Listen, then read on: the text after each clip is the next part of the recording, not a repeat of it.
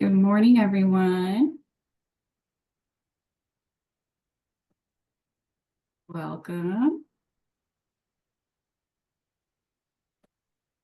Welcome, everyone. I'm going to give this a couple minutes as our attendees load in.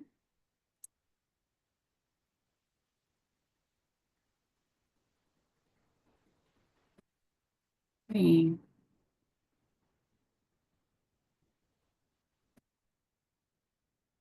Morning, everyone. We're going to give it a couple of minutes as our attendees begin to load in.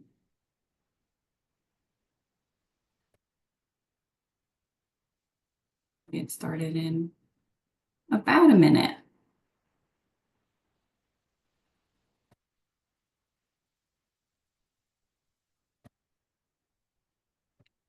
Right. It looks like the majority have loaded in. So good morning, everyone. My name is Bianca Michuda, and I am the Community Engagement Specialist with the Development Services Department. And I want to thank you all very much for joining us. This is the first session of the Land Development Academy, and we are very excited. The Land Development Academy sessions offer a deeper look at the site plan review process, and we have experts from across the City of Austin's departments. Those who work with site plans will be presenting. And it looks like we have a really good number of participants with us today. I see more coming as I'm speaking, so slow it down a little bit. But I'd like to ask you to help us keep track of attendance. I heard tell that there are some groups here who have joined and maybe have a room full of colleagues with them. So if you're more than a single person viewing, go ahead and find the chat box at the bottom of your application and let us know how many people are in your group participating today if there's more than just one person viewing. Thanks again, everyone, for joining. And that will help us track how many folks are truly here. And before we get started, I'm going to go ahead and quickly review the engagement format for today's meeting. So we have 1 hour set aside for today's program. And we're going to start with a presentation and close with a question and answer session. So questions can be posed to the Q&A bank by selecting that option at the bottom of your screen. It's a little speech bubble. It says Q&A, so it is different from the chat where you're helping us out with your attendee numbers in the chat. So you can post those questions in person at the end of the session when we do the Q&A by raising your hand. There's a raise hand function at the bottom of the screen. Or during the presentation, you can type your questions into that Q&A bank that I just mentioned at the bottom of the screen. If you're having any issues with any of those functions, feel free to chat one of the meeting hosts and we can help to troubleshoot any issues you might be experiencing. I just want to preface all of this by saying that we hope to be able to answer all of your questions, but if there are any that we're not quite ready to answer yet or we're missing information, we can post a follow-up response and there will be a Q&A summary issued after this session. And I'd also like to note that the meeting today is recorded, so you'll also receive a link to the presentation and the recording. So that's everything I have for you, and I'd like to turn it over to Bryden Summers, who is kicking off our first presentation today. Well, hello, everyone. My name is Bryden Summers. I am the Land Development Rules Administrator with the City of Austin at the Development Services Department. And I'm excited to talk to you today about our criteria manuals. Let's go ahead and get this presentation pulled up. I'm not seeing it on my screen yet. And if y'all can't pull it up, then I will share it from mine.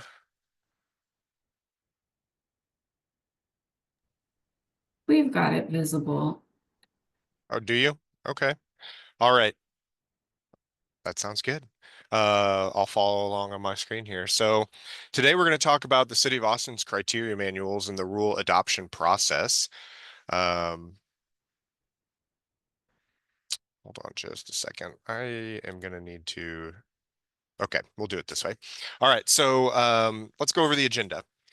What we're going to talk about today are what are the administrative rules. I'm going to give you a definition of what they are, what they're intended to do, how you'll expect to interact with them when you're working with the City of Austin on a development project. I'll show you how to research different rules, where they're all located. We'll talk through some rule examples. I'll show you how you can kind of dig through information to find what you need. Then we're going to talk about the rule adoption process, so how these are created. And with that conversation, we'll talk about the TARP, which is the Technical Advisory Review Panel. And this is a new program enacted by City Council in 2023. So we'll talk about how that works, who's on it, what we do, and what the outputs look like. And then again, after that, we will be ready to take some questions. So first off, we're going to talk about what are the administrative rules. The main thing that I want to impart on you here is that there is a difference between city code and administrative rules. So city code is adopted by city council. They, because of the authority of the city charter, they're allowed to enact all sorts of regulations. Some of those are related to, like curfews in parks and things like that. But for our purposes today, we're talking about what they've put in the land development code. So the city code. In the land development code, or the LDC, which is chapter 25 of city code, it talks about zoning, talks about regulations for site plans and subdivisions, environmental protections. We have a unique geography and weather here, so there's a lot of drainage regulations as we're in flash flood alley. We'll also talk about the transportation requirements and utilities. So all of city council is who creates those regulations. Separate from that are these administrative rules, and they are actually created by city staff and the various departments that enforce or administer the code that council has given us. The intent of the administrative rules is to help us as staff administer, enforce, or comply with the code. So where do these come from? The authority for city staff to create these rules is from City Code in 1992. Council passed Chapter 1-2, which says that a department with administrative duties under the code, an ordinance, or law may adopt rules to implement, administer, enforce, or comply with the code. So that's the intent of what they're supposed to do. I think the important thing to remember here is these regulations, while they are created by city staff, they are regulations that you're going to have to follow to get your permit. And so you're going to need to comply not just with the code, but the additional information that's within these criteria manuals. So to look at this even further, there's an analogy that I've seen a lot of development services since I've been here, and that is that the code is kind of like telling you what kind of cake you are allowed to bake. The administrative rules are going to give you the recipe on how to actually do that. And so you can see here, we've pulled out section 25 to 191 of city code, and that says there's a zoning map. So council has told you what you're allowed to build on different sites throughout the city, whether that's residential, commercial, industrial, mixed use. So that's the kind of cake that you're able to bake. But then when you're ready to go ahead and design the plans to actually put that development in place, the administrative rules are going to give you more detailed information or the recipe on how to get that done. So here we pulled out a section that gives you information about application submittal requirements. And so that would just be one step in the recipe that you need to follow. Let's go ahead and look at an example of that in practice. So here we have the land development code. We're going to talk about drainage. So here we've got land development code chapter 25-7. It says that a proposed development application must demonstrate sufficient capacity for the design flood as determined under the drainage criteria manual, or we'll call it the DCM. All right, so city code is saying you need to make sure that your project has a sufficient capacity for the design flood. All right, so now as you're going about thinking about your project and designing it, you need more information about what the design flood is and what that's going to mean to you. So then in the drainage criteria manual, it's telling us that Stormwater runoff from peak flow rates of the 2, 10, 25, 100-year frequency storms shall not increase or shall not cause increased inundation of any building or roadway service or surface. And so that is trying to provide greater clarity from the code so that you know what you need to follow and what we're really going to look for. Let's go ahead and take a look at another example. So Austin is, I think we're very fortunate and we're a little unique in that we have a tree preservation ordinance that was passed a long time ago, and that is intended to keep us, to have a lot of big, beautiful trees and protect them because of all of the benefits they bring to the environment and personal enjoyment and things like that. And so in section 25(8) of Land Development Code, it says that a person may not remove a protected tree unless the Planning and Development Review Department has issued a permit.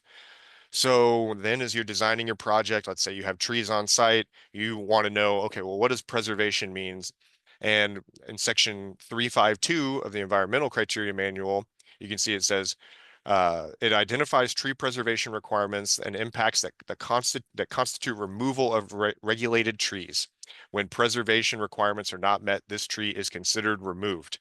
And so even if you were to not just cut down the tree, but you don't follow these additional requirements that are within the ECM, that would constitute removal and you'd be violating city code. And you can see here it starts to go on talking about a critical root zone, and there's lots of other criteria that you need to follow to make sure that you are preserving and protecting trees during development. So again, that is just kind of showing you again our cake and our recipe. You've got the code and it's a little more broad, and then we give you more specific information in the manuals. All right, so we have 8 criteria manuals that are related to development within the city. I'm going to give you just a little bit of information about each of these. The building criteria manual it's kind of a catch-all for various types of information that maybe don't neatly fit in the other manuals. It also gives you some information on like actual construction of a building.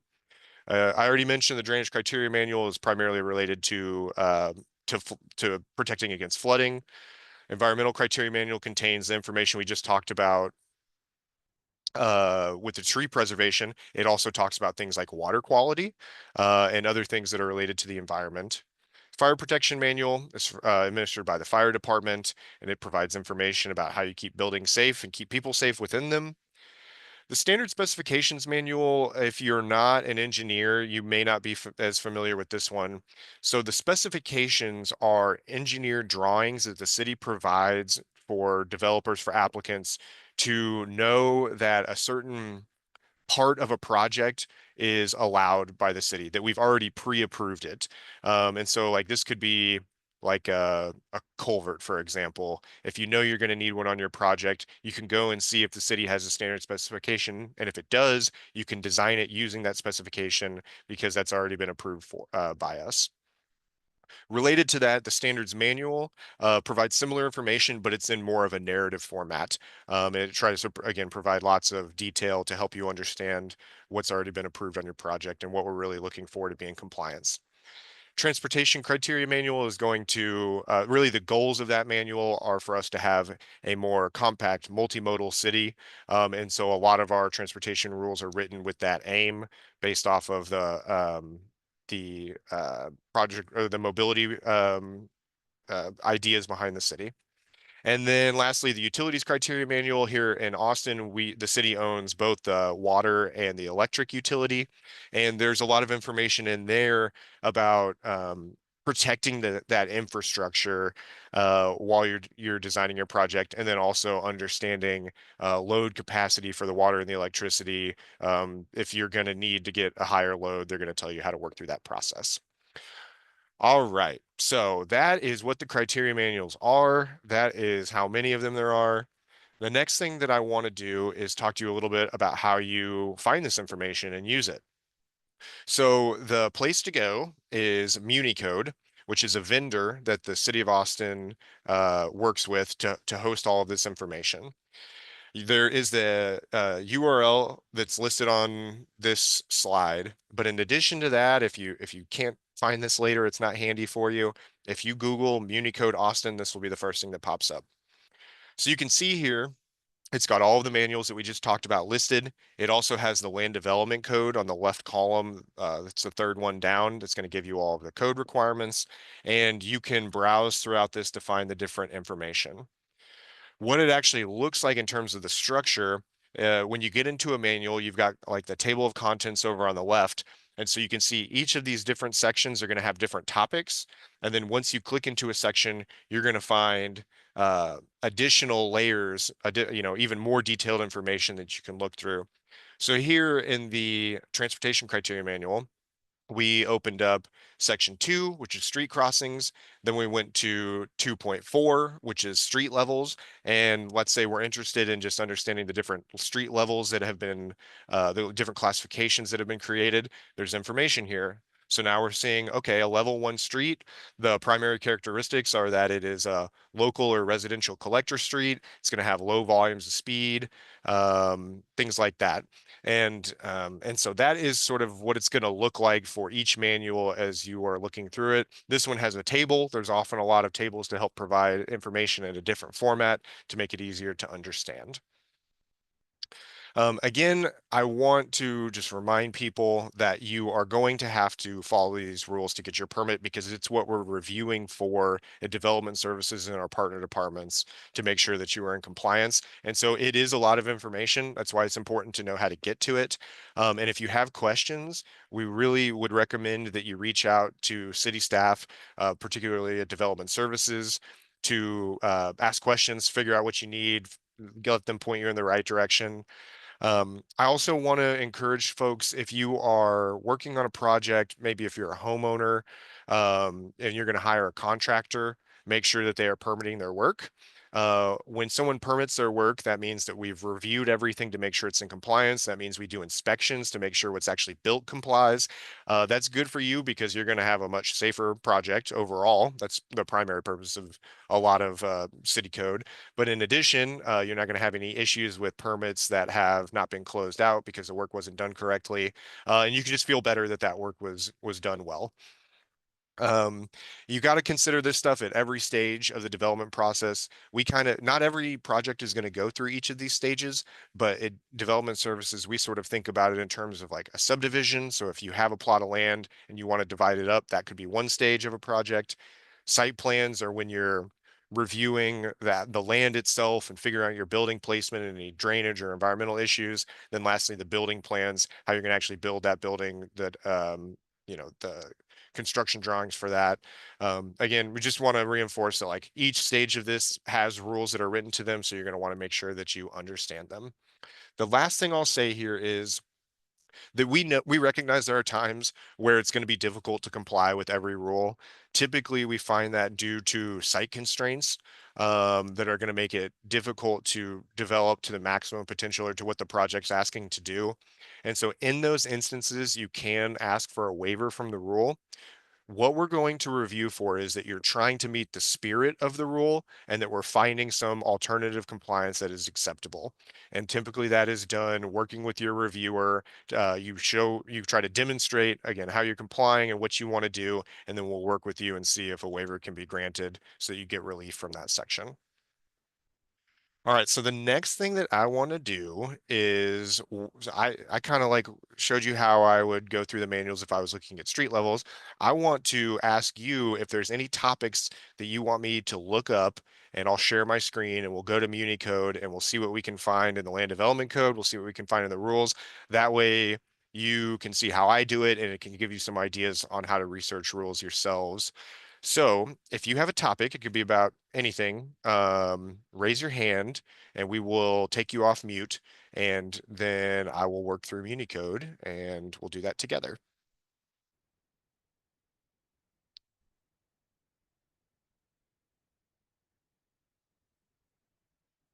Does anyone have a topic that they would like to have me look up?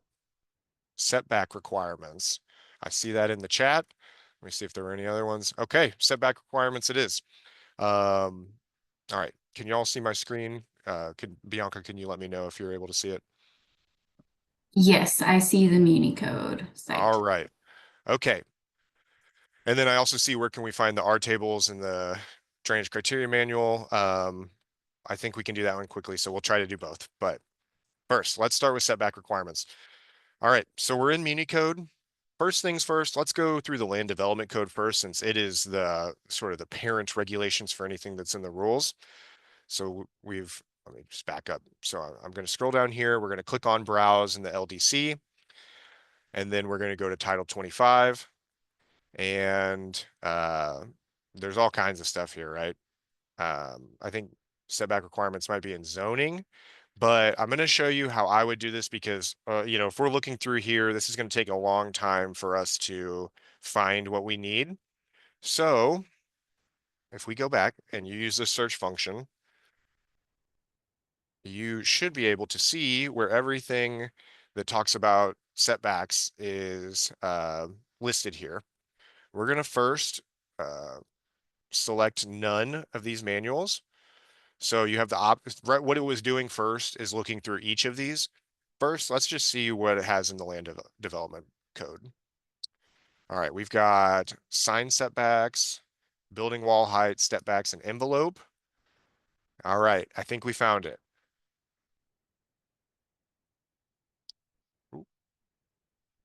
Okay, an exterior building wall that faces the street must be at least 24 feet high.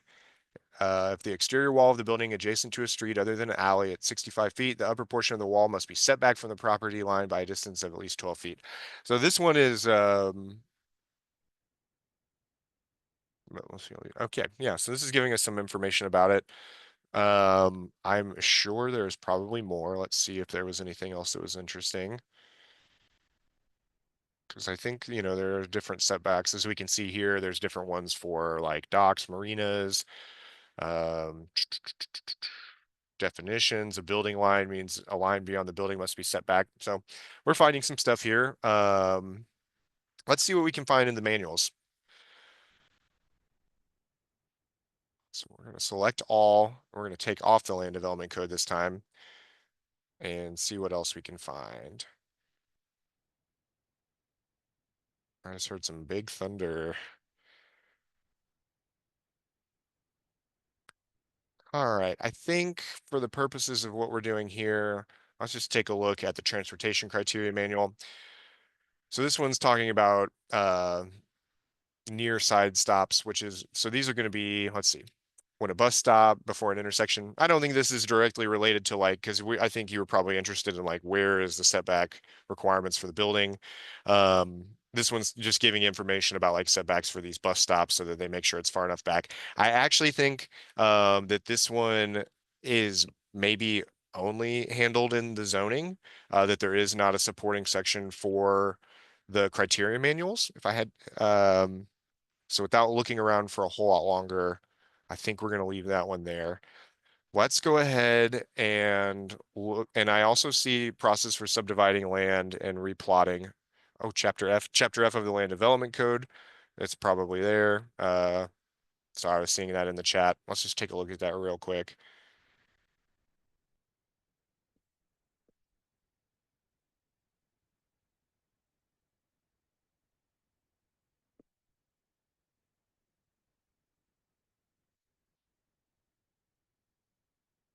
Yeah. Okay. I don't want to spend too much time on this. We're going to move on. I am going to look up the R tables and the DCM. Let's do that real quick. We're going to select none. We're going to look at the DCM specifically. Let's see if we can find the R tables.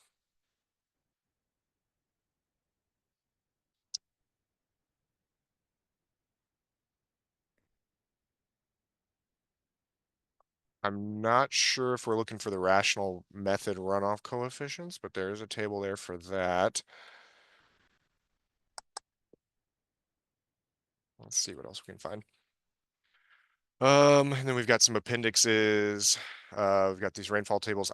I don't know what the R and R tables means. I'm not an expert in every detail of all of these manuals, so I'm hoping this at least gives you an idea of how you could go about finding what it is that you are looking for. And if not, put something in the chat, or maybe at the very end we can do a follow-up and see if we can dig into some of this information a little bit more. But that is generally how you could go about looking up the information that you need. Okay, we're going to keep moving because I want to give you some more information about the rules. And then, like I said at the end, if anybody wants to do this some more, if I can try to give you some better answers, we'll do that. All right, so I'm going to go ahead and stop sharing mine so we can get the presentation back up.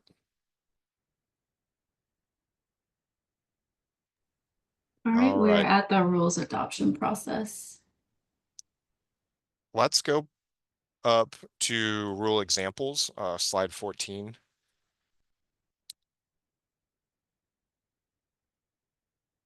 Okay. Oh, I guess I did this a little early. Let me show you some ones that I already set up for you. So our first one, we're going to talk about some information about if you were to need to rebuild a driveway. Say that you are remodeling a house or you're putting in a new house, or maybe you're just going to tear up the existing driveway and replace it. What sort of information do you need and how would you work through that process?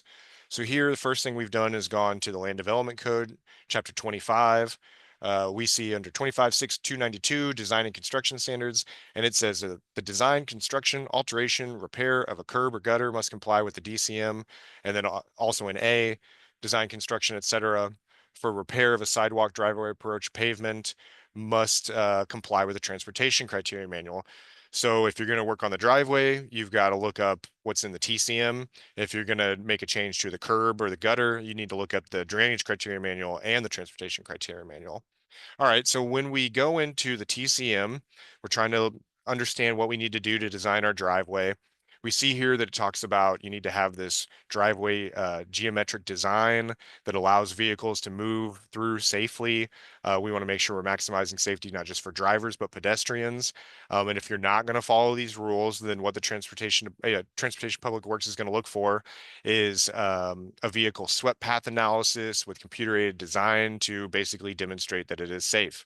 And we pulled out here, there's going to need to be a curb radius. So at the end of the driveway where it kind of rolls out, there needs to be a radius, and that is going to be dependent on some variables.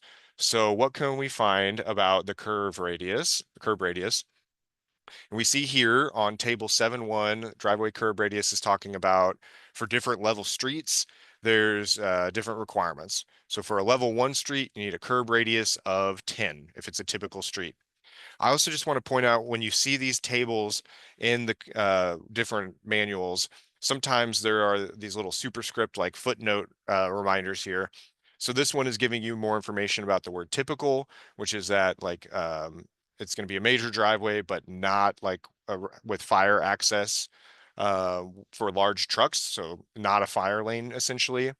This is also giving a little more information about what they mean by fire access, which is serves as a fire access lane. And the difference there is those are going to be have heavier construction so that those large trucks would be able to get, roll on them without damaging them.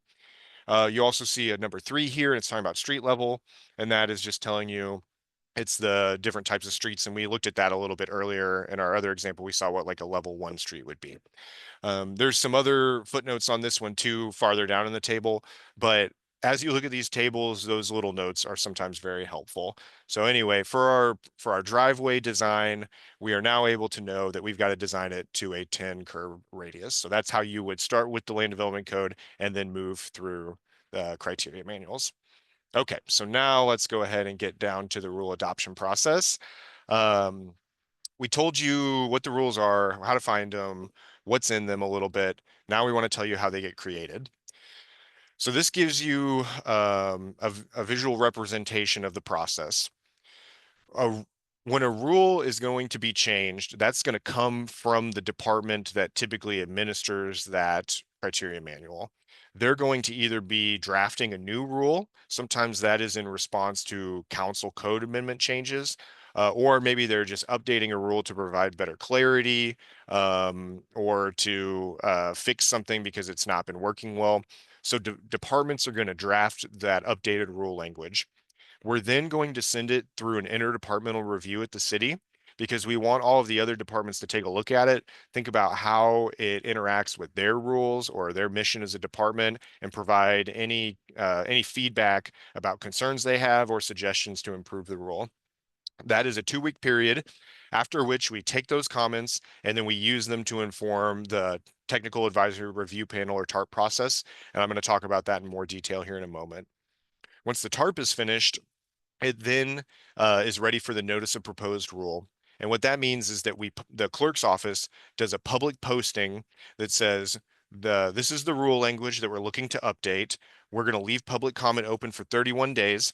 And if you have comments, submit them. The departments are required to respond in writing to each comment that they receive. They're not necessarily required to update the rule based off of the comments that they receive, but they will provide more information about what you either ask for or concerns that you have. And after that 31 days, we are then able to move forward with the notice of adoption, where the clerk makes a posting that says, this rule is now in effect. You need to start following it. And that's the public notice. At that point, there is an appeal process that is open for 70 days. And so if you'd like to appeal it, you can write a written appeal, and the decision-making authority there is the city manager. So they're either going to affirm the rule, they're going to withdraw it because maybe they agree with the concerns in the appeal, or they could amend it. If it's not acted on within 60 days, then it is automatically withdrawn. So that means the onus is on the city manager to affirm it if they agree with the city staff on that one. The last step is the publication. That's when we take it and put it on MuniCode, which we looked at earlier. These steps from the notice of proposed rule over to publication are what is outlined in Chapter 1.2 of City Code. So that's why we have these very specific requirements for the notice posting period, for receiving comments and responding back, and for doing the appeals. And there's that set timeline from that point forward. To look at that in a different way, we now have a rule adoption calendar, and this is primarily for like internal use with city departments for their planning when they want to think about rule adoption. But I think it's also helpful for you to understand what this kind of looks like, with some actual dates. In the past, we had only allowed for departments to submit rule changes once a quarter, so 4 times a year. That meant that we were adopting several rules at a time each quarter, as departments, because there was kind of that uh, requirement to wait until that time period, because that's the only time that we were doing that. We have since changed that to allow for departments to submit them on a rolling basis. And the reason why is that we've inserted this Technical Advisory Review Panel, or TARP process, and we're requiring every proposed rule to go through that review. And so that's now created a new bottleneck. And because of that, we found that we don't really need the quarterly calendar anymore. So what we have here in this middle column with the salmon dates here, it says that's a TARP meeting. So the TARP meets once a month, and departments need to think about, you've got to get your rules through the TARP before you can go forward with the notice of proposed rule and adoption. And so you can work backwards to figure out what dates you need to submit your information on. So let's say that a department wants to get a rule enacted in June. So if we go over here to the far right column, earliest notice of adoption, we see that for a June 13th date, the notice of proposed rule would need to be in by May 12th. And so that TARP date would be April 23rd, which means that the department needs to submit their rule language by March 21st. Again, this is a little in the weeds with the city staff, but I just kind of want to show you how these rules are moving through the process and the different steps and what the timelines look like for each. All right, now I want to talk to you about the Technical Advisory Review Panel. I'm going to just call it the TARP moving forward. That was not my acronym. That was City Council when they created that resolution, but we love acronyms at the city. So this is the one that we have to work with. First, I'm going to tell you about why this was developed. As we've heard, there's 8 criteria manuals. They cover lots of different information within the city. They're essential to implementing the code, but they do create complications in the development process. They've been put in place since the 90s, and so it's sort of been regulations stacked on top of regulations.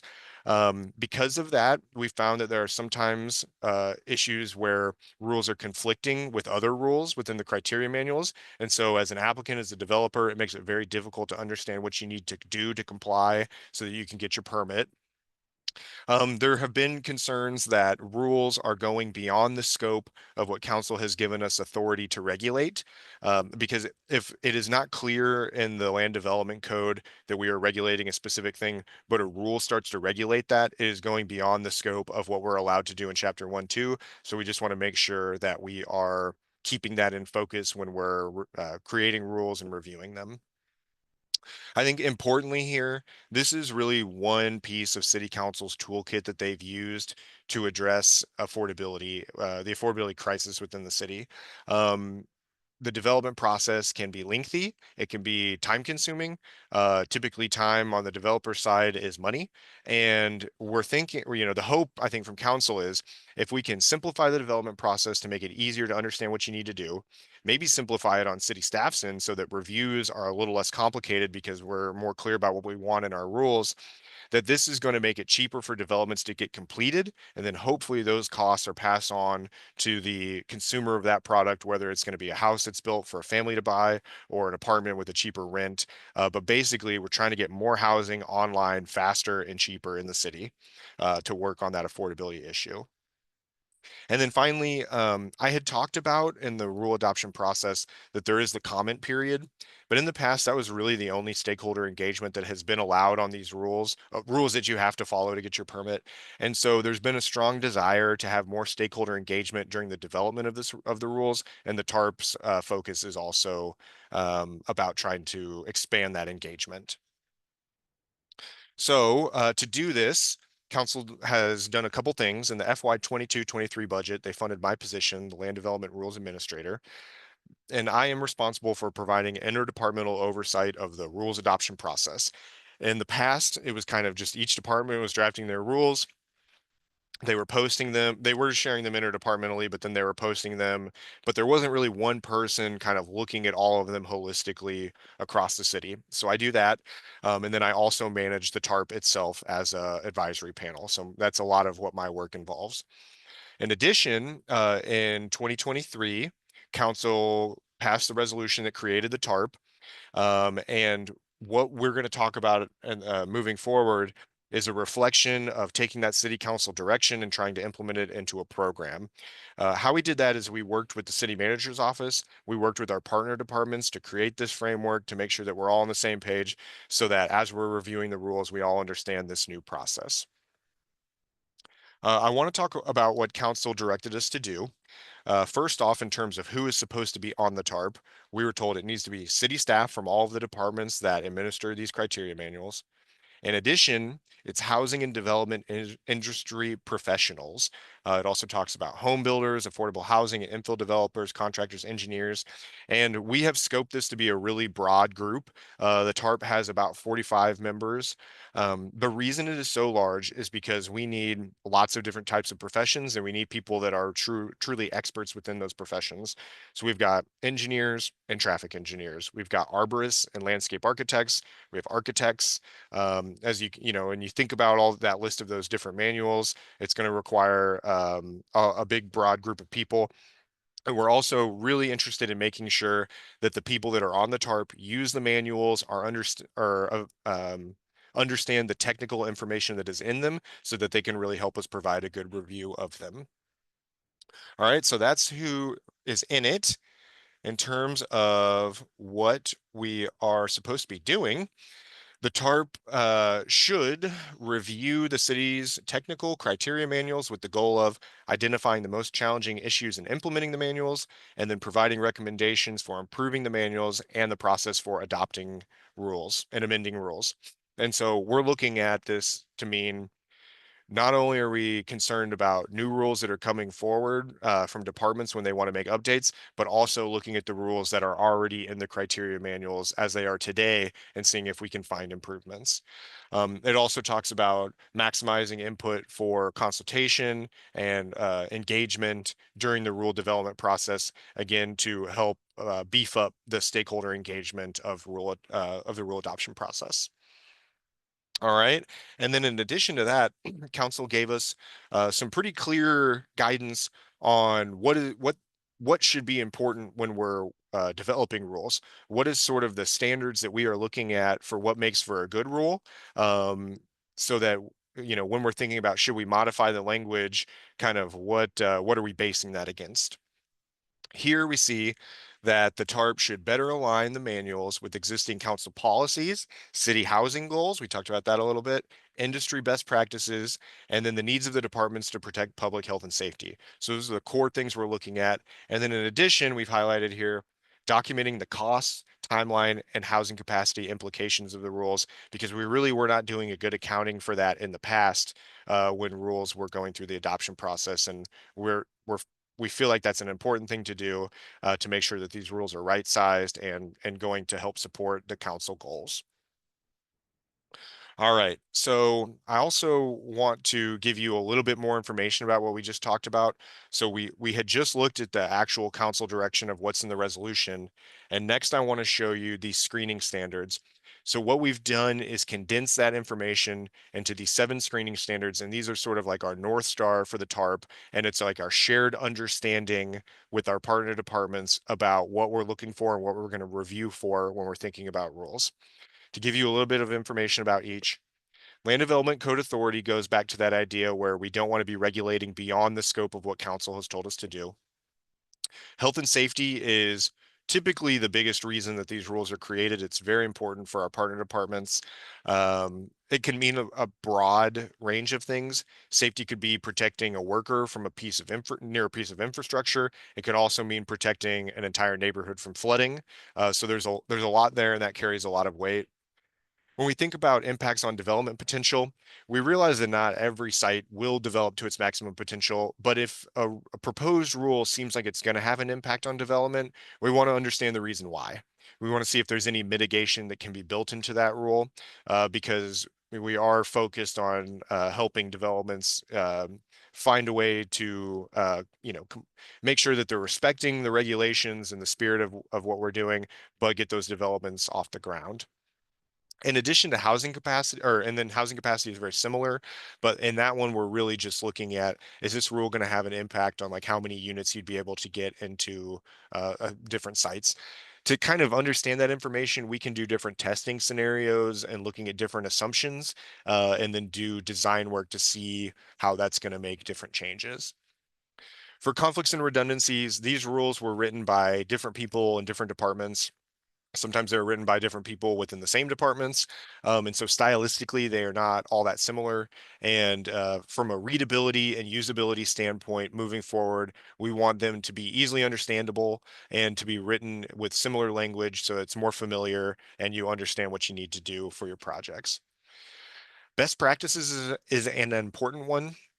What we really mean here is how are similar regulations handled by peer cities, either in Texas or the US, ones that have similar regulations like we do, like tree preservation ordinances or flooding concerns or things like that.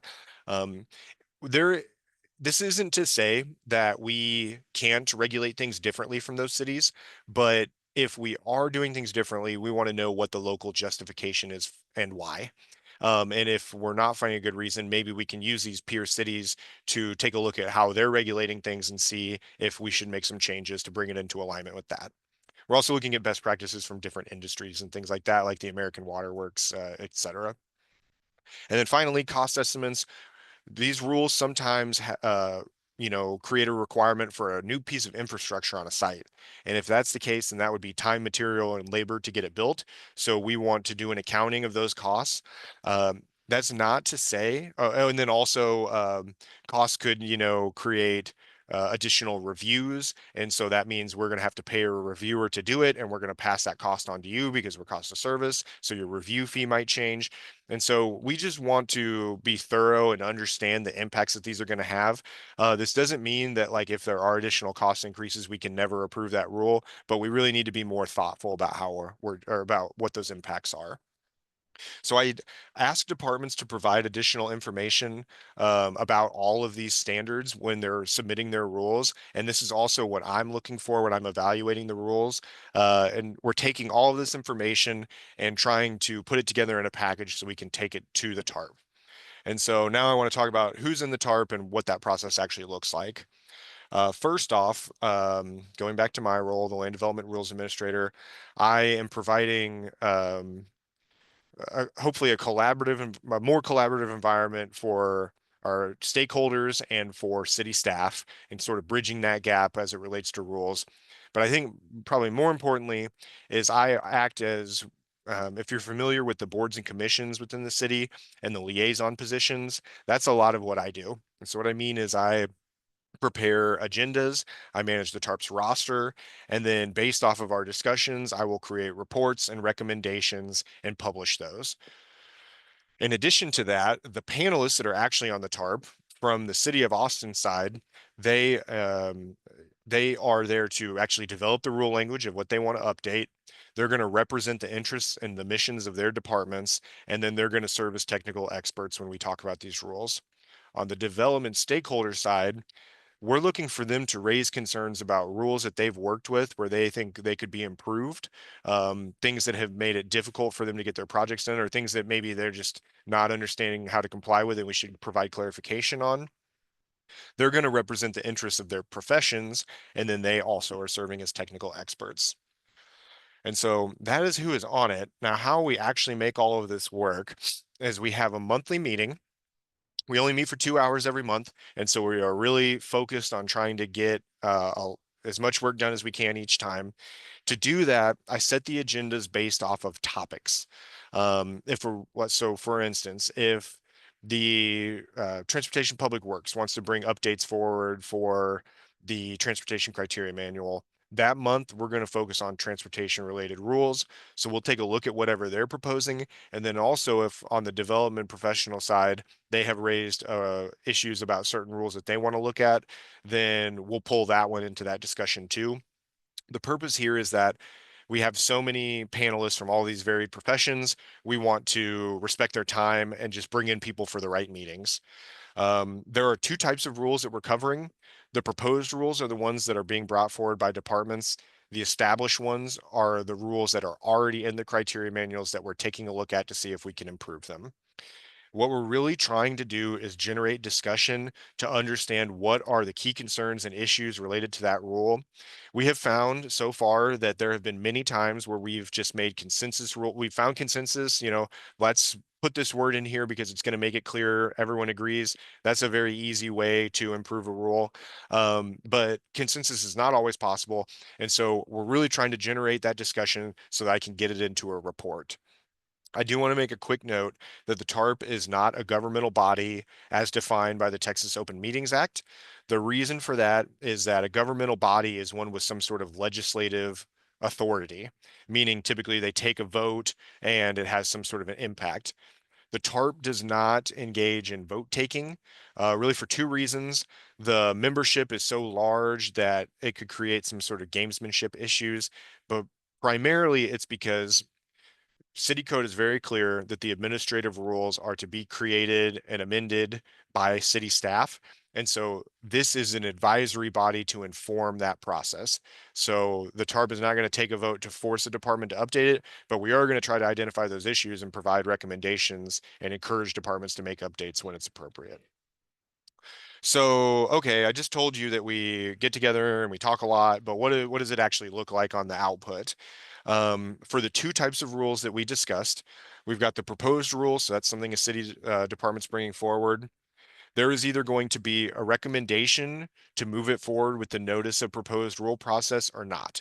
And so based off the discussion, I'm going to write a summary and I'm going to determine should this move forward or not. If I do not recommend it to move forward, I'm going to put in writing the issues that were brought up, suggestions on how the rule can be improved. I'm going to send that to the department and see and encourage them to make updates so that we can move that rule forward in a later meeting.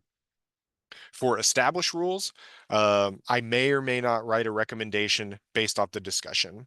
There could be instances, and established rules are ones that are already in the manuals. It could be an instance where we review a rule and I make a determination, it's actually pretty well written, we shouldn't make any changes. Or maybe we'll review a rule, we'll get some suggestions about how we can improve it, and I will put that in writing as a recommendation and send that to the department because I'm going to encourage them to move forward with the rule adoption process that we've already talked about so that that update can be made. All of those recommendations, all of the discussions from the TARP are published in the TARP's quarterly report. The TARP has a public facing website, which you see in the chat. And there you can find what we've talked about. We break it into quarters, so that we're not posting each month, but it covers all of the information in all of those meetings. The key purpose of that is to really allow the public to read the different discussions that were taking place, the different issues that we've identified, and ways that we've thought about trying to fix those problems or incorporate changes into the rules to make them better. And so we do want the public to understand what we're doing. And if anybody's curious, you can go there. We also have an annual report from last year, which gives you some like quick information about how many rules we reviewed, and in what manuals they were in. So the last thing that I just want to leave you with before we take questions is these rules are really intended to implement city policy, implement what city council has given us, and they are critical to public health and safety. That is the primary focus of most of them. And so there's a lot to understand. There's a lot to work through. Sometimes you're going to need to get guidance from city staff, but the importance of them is to make sure that we are living in a city that is safe, that reflects the values of our citizens as put forward through their representatives on city council. And I think that I will leave it there. I know that we have a resources page, and then I'll turn it over to Bianca to help us get through some questions. All right, thanks, Bryden. Wonderful presentation. Here we've got some resources that were already dropped in the chat. Those are in the slide deck. And again, the recording, the slide deck, will all be shared once they're posted publicly. Everyone who attended today will receive notice when those are available. And we will also send out a Q&A summary to all of our attendees. So we are entering into the Q&A portion of today's session. And as we mentioned at the beginning of the program, there's two ways that you can ask questions. One option is for you to post a question in the Q&A bank by clicking the Q&A icon at the bottom of your screen. And I'll read your question and Bryden will go ahead and answer. The other option would be to ask your question verbally. And if you'd like to do that, you can raise your hand by clicking the raise hand icon that's also at the bottom of your screen. And we'll call your name and Zoom will prompt you to allow your account to be unmuted. And so that we make sure that we're covering questions in both of those formats, we're going to toggle between the two. And I'll go ahead and get us started. I saw that there were several questions in the Q&A bank. And I will read the first question now. This came in earlier in this session from Pooja. Can you confirm that these codes apply to both commercial and residential? Yes, they do. They apply to both. Sometimes it's going to be specific for a certain type of project, and the rule should clarify that. But yes, these are for both types of projects. And the next question is, will PDHs be provided to the engineers present? I'm not sure if they meant PDFs. If I'm not sure either. Okay, if it's PDFs, then yeah, we'll be providing PDFs of the slide deck. And if it is like in reference to the standard specifications and those sort of PDFs, the drawings themselves are in that manual on MuniCode, if that's what that meant. Okay, wonderful. That covers both possibilities. Thank you. Our next question is, where can we find the subdividing and plotting rules and regulations processes? Yes, so you're going to first want to go to Land Development Code Title 25.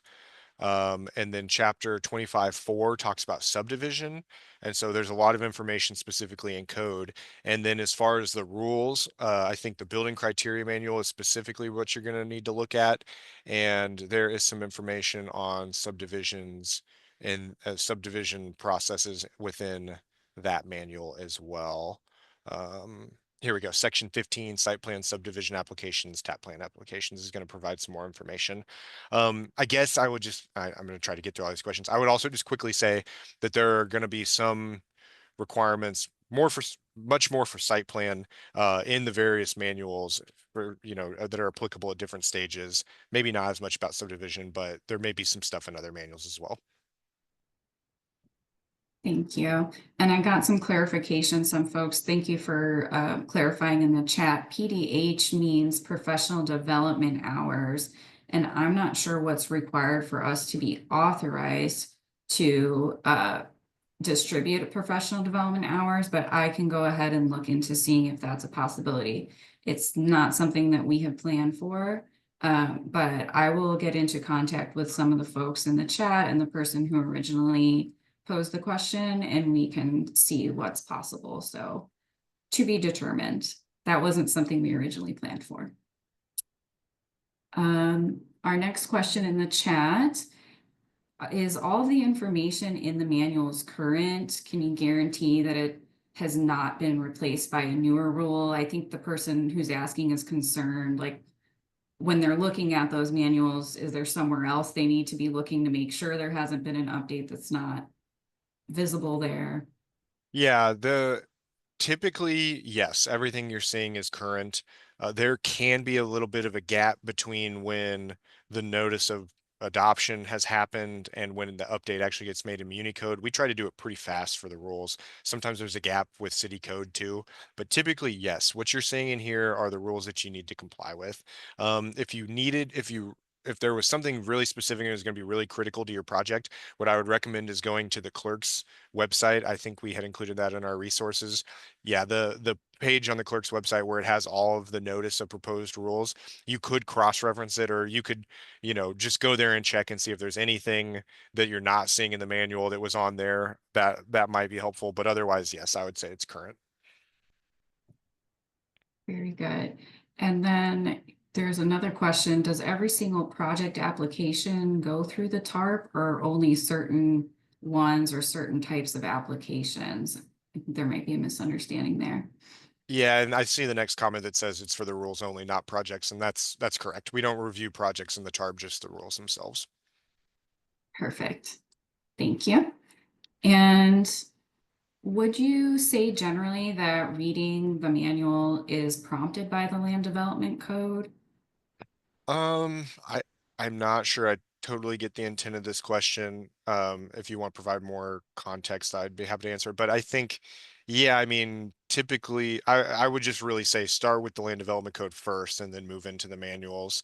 But the manuals are only there to support the land development code, so they're going to be related, tying back to some piece of the land development code specifically. All right. And there's one other question here. Is there a way to see when a rule has changed? Is there a way to see different versions of rules that have been modified? Yes, the clerk's office has all of the on that website that you can go back and you can see different versions of rules. I think that and then so another way to do it right now, I'm in Drainage Criteria Manual, section 311, just for reference. If I go here, it says source rule number 1. There's a hyperlink, and this is going to be on several different rules. That's going to give you the notice of proposed rule that was created when it was changed.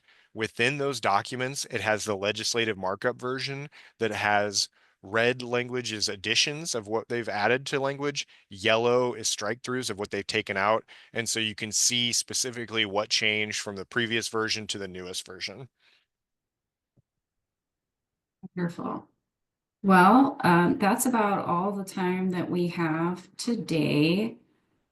I just want to thank everyone again for being here and remind you all that you'll receive links to the meeting materials from today. And we'll also include responses to if there were any unanswered questions. I think we got to all of them. Either way, you'll get a summary of what we've responded with during the session as well. And if you have any additional questions that you didn't have an opportunity to ask that come up after the session, please feel free to email us at dsdcommunications@austintexas.gov. We'll be happy to get you the information that you need. And also posted to the chat was an engagement survey. So if you would, please take a minute or two to provide us with feedback on today's engagement. Let us know how we did. And if you're interested in any further educational classes, check out the Land Development Academy webpage, which is also posted in the chat. It's publicinput.com/Land Development Academy. And our next course is scheduled for May 12th. It's Site Plan 101. So thank you all so much. And Bryden, do you have any closing words for us? I don't. Thanks for your interest in this topic. And if you guys ever need any information, feel free to reach out to me or get in touch with DSD. We're happy to help you out. Okay. All right. Thanks, everyone.